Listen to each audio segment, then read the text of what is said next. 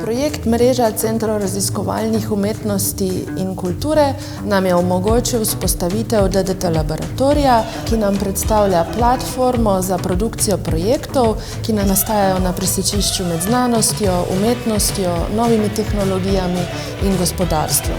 Vse te projekte oziroma produkcijo pa vodimo pod premiso humanizacija tehnologij. Pozdravljena, Joži!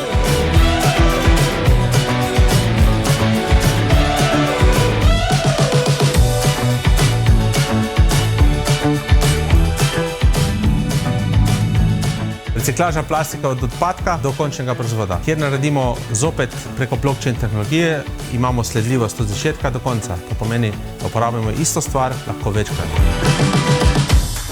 V DDT studiu izvajamo najrazličnejše delavnice od Lego robotike, video delavnic do delavnic v VR svetovih. Vse z namenom, da prezentiramo mladim, kakšne vse potenciale za kreativno izražanje imajo sodobne tehnologije.